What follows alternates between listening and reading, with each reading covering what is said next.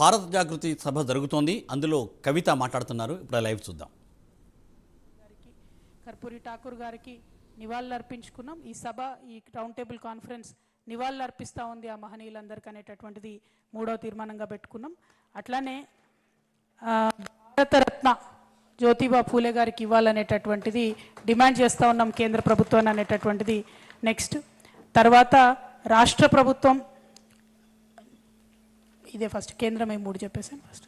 Okay, next ఇంకొక తీర్మానం, కేంద్ర ప్రభుత్వంలో బీసీ సంక్షేమ శాఖ అనేటటువంటి ప్రత్యేక మంత్రిత్వాన్ని ఏర్పాటు చేయాలనేటటువంటి డిమాండ్ని ఈ రౌండ్ టేబుల్ కాన్ఫరెన్స్ ద్వారా చేస్తూ ఉన్నాం.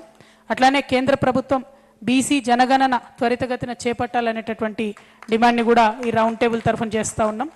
అట్లానే కేంద్ర ప్రభుత్వం మహిళా బిల్లులో ఓబీసీ కోటాను ఖచ్చితంగా ఏర్పాటు చేయాలనేటటువంటి డిమాండ్ని కూడా చేస్తూ ఉన్నాం. అట్లానే కేంద్ర ప్రభుత్వం చట్టసభల్లో బీసీ రిజర్వేషన్ కోసం తక్షణమే ఏర్పాట్లు చేయాలి అనేటటువంటి డిమాండ్ కూడా చేస్తూ ఉన్నాం.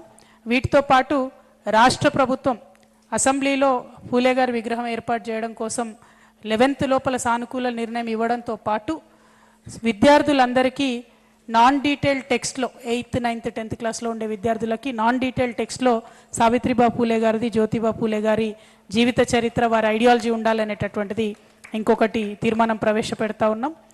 ఈ ప్రభుత్వం, రాష్ట్ర ప్రభుత్వం అధికారంలోకి వచ్చే కన్నా ముందు బీసీ డిక్లరేషన్ అని చేసినారు. అందులో అనేకమైనటువంటి వాగ్దానాలు ఉన్నాయి. వాటన్నిటిని కూడా మనం ఫ్యూచర్లో పోరాటాలు చేయాల్సినటువంటిదే.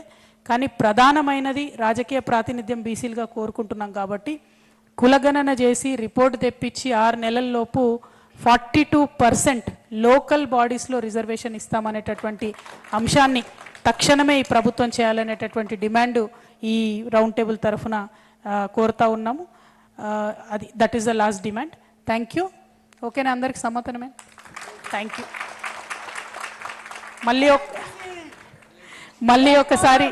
మళ్ళీ ఒకసారి ఇంత మంచి వేదికను చాలా శాంతియుతంగా మీ అభిప్రాయాలు చెప్పి అద్భుతంగా మాట్లాడినటువంటి ప్రతి ఒక్కరికి కూడా, ఇక్కడికి వచ్చినటువంటి హాజరైనటువంటి ప్రతి ఒక్కరికి కూడా పేరు పేరున హృదయపూర్వకంగా నమస్కారాలు తెలియజేస్తూ, ఇది ఆరంభం మాత్రమే, ఇట్లాంటివి చాలా ఉంటాయి.